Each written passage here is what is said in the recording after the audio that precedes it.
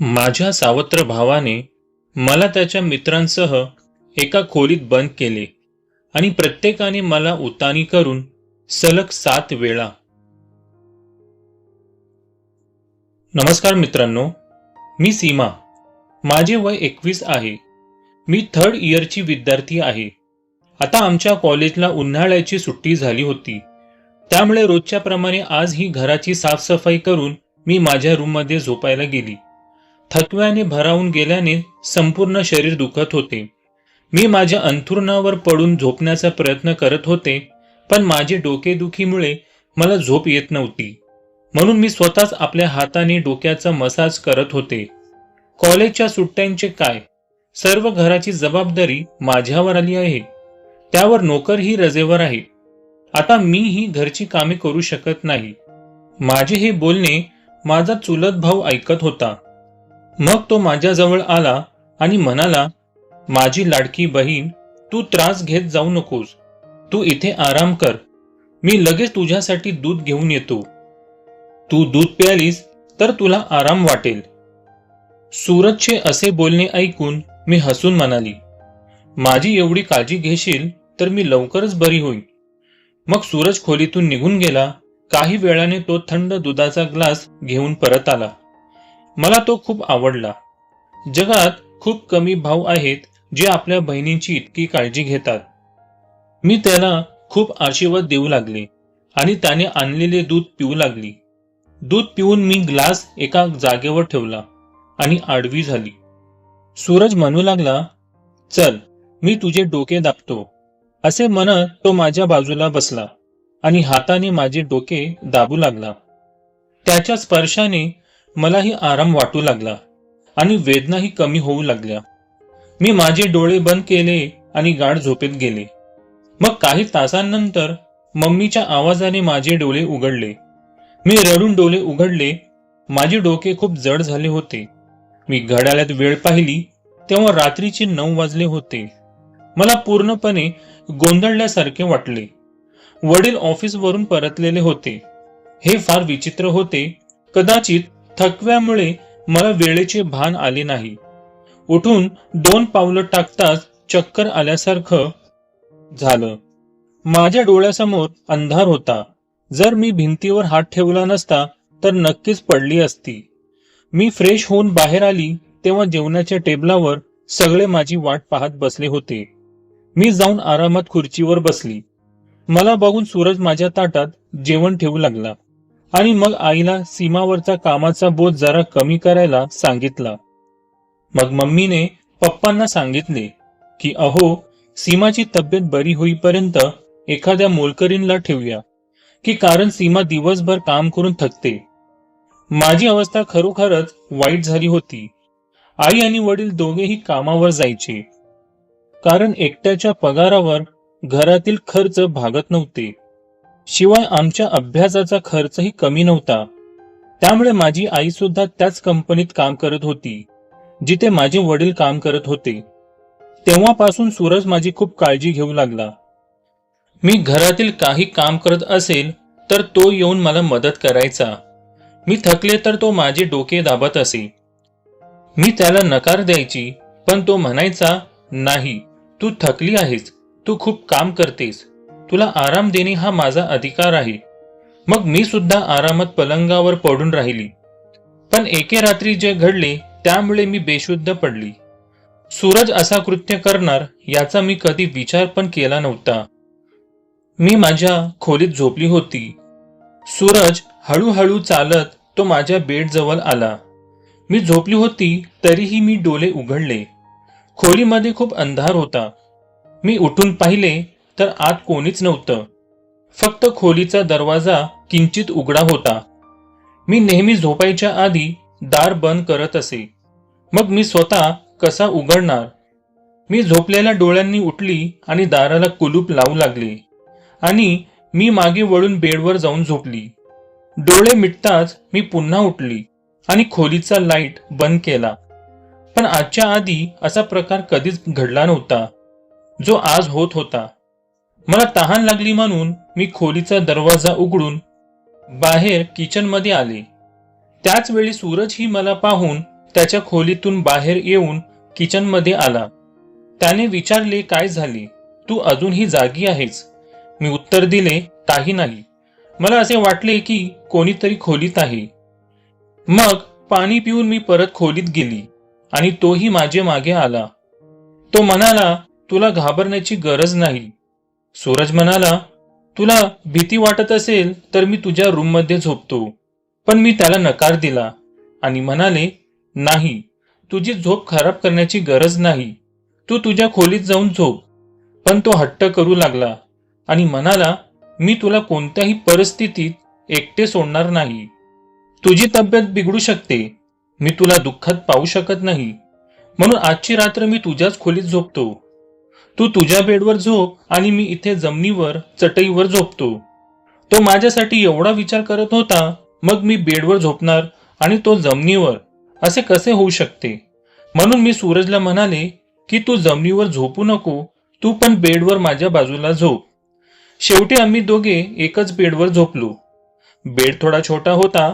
आम्हा दोघांना झोपायला अडचण पण होत होती.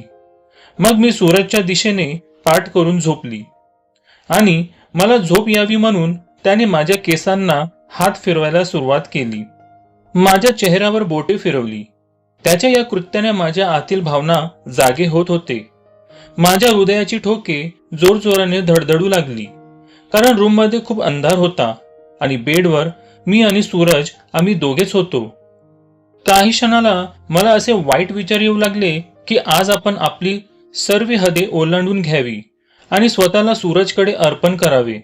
पण अचानक मी शुद्धीवर आले की असे करू शकत नाही, कारण चुलत का होईना, आहे तर भाऊच ना.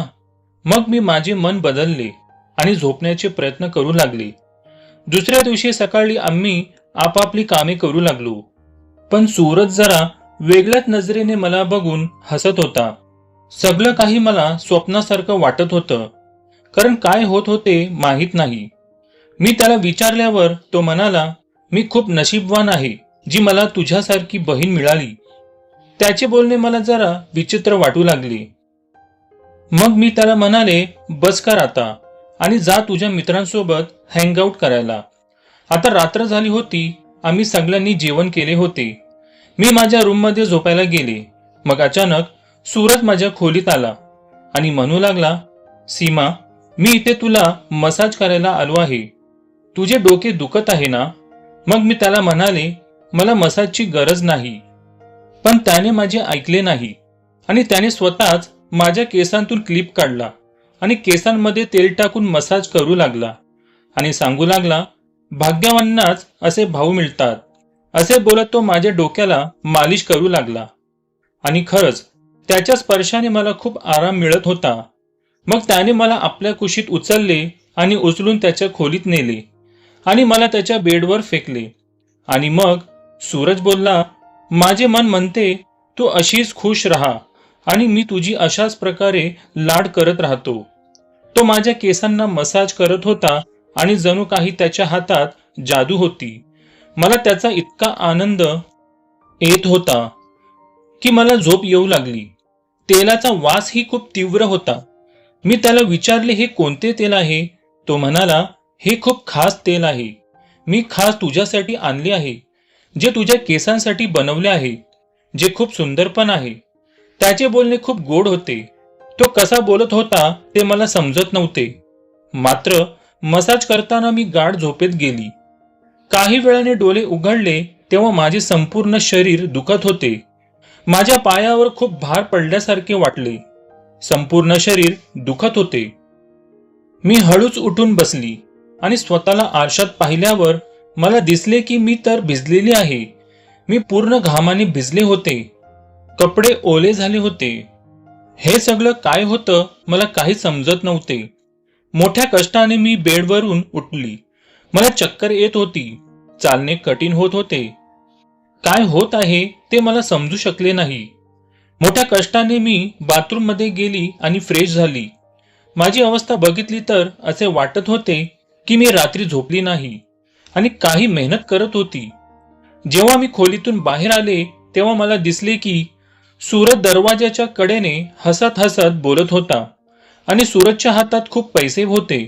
आणि हे सर्व पाहून तो हसत होता. त्या क्षणी त्याची नजर माझ्यावर गेली. तो म्हणू लागला, प्लीज पप्पाला सांगू नकोस की हे पैसे माझ्याकडे आहेत म्हणून. हे पैसे त्याने पप्पांना का दिले नाहीत हे विचारल्यावर तो घाबरला आणि म्हणाला की या पैशातून मी एक मोबाईल घेईन.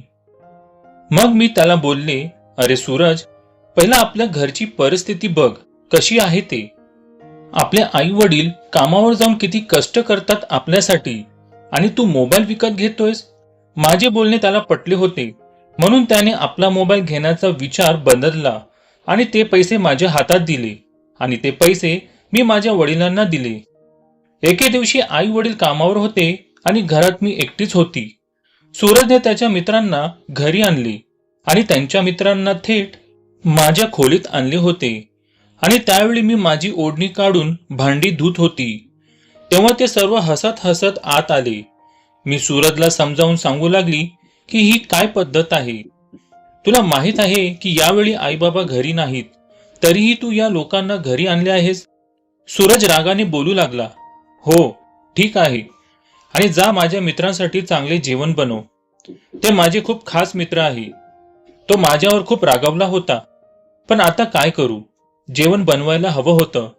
मी त्यांच्या मित्रांसाठी स्वयंपाक करू लागले. मग तो म्हणाला, तू स्वतःच जेवण वाढायला ये. मी चकित झाले. सूरज असा कसा बदलला असेल. तिने जेवण टेबलावर ठेवले तर ते सगळी मुलं माझ्याकडे विचित्र नजरेने पाहत होते.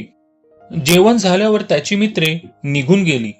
आज परत माझे डोके दुखत होते. मी माझ्या खोलीत जाऊन बेडवर झोपले. मग अचानक माझ्या पायावर कोणाचा तरी हात असल्याचा भास झाला आणि माझे डोळे उघडले आणि पाहिले तर सूरजने माझे पाय त्याच्या कुशीत ठेवले होते. मी त्याला असे करण्यापासून रोखले, पण तो म्हणाला, मी जे काही करत आहे ते मला करू दे. इथे आपण दोघेच आहोत. मी एकटाच आहे जो तुझी खूप काळजी घेत असतो. त्याने तेल डोक्यावर टाकले आणि माझे केस सोडून मालिश करू लागला. सूरजच्या हाताचा मसाज करून मी गाढ झोपेत गेली. मी डोळे उघडले तेव्हा माझे डोके खूप दुखत होते. मला इतके तीव्र डोकेदुखी होते की मी पुन्हा बेडवर पडले. तेव्हा सर्व दृश्य माझ्या डोळ्यांसमोर चमकू लागले आणि बेशुद्ध झाले. दुसऱ्या दिवशी मी आईला सांगितले की मला नेहमी चक्कर येत असते, तर मला डॉक्टरकडे घेऊन चल. पण आईला कामावरून सुट्टी मिळत नसल्याने मी स्वतःच डॉक्टरांकडे गेले आणि माझी डॉक्टरांनी तपासणी केली. तेव्हा मला समजले की मी प्रेग्नेंट आहे. हे ऐकताच माझ्या पायाखालची जमीनच सरकली, कारण घरात सूरज व्यतिरिक्त कोणीच नसतो. हे सगळं माझ्यासोबत कसं झालं मला काहीही समजत नव्हते. मग माझ्या मनात आलं की भलेही सूरज हा माझा चुलत भाऊ होता, पण मी त्याला माझा खरा भाऊ मानत होते.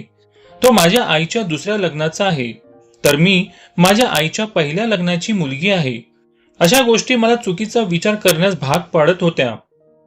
कारण जेव्हा कधी माझा चुलत भाऊ माझ्याजवळ बसायचा तेव्हा तो कधी माझा हात धरायचा तर कधी गाल ओढायचा.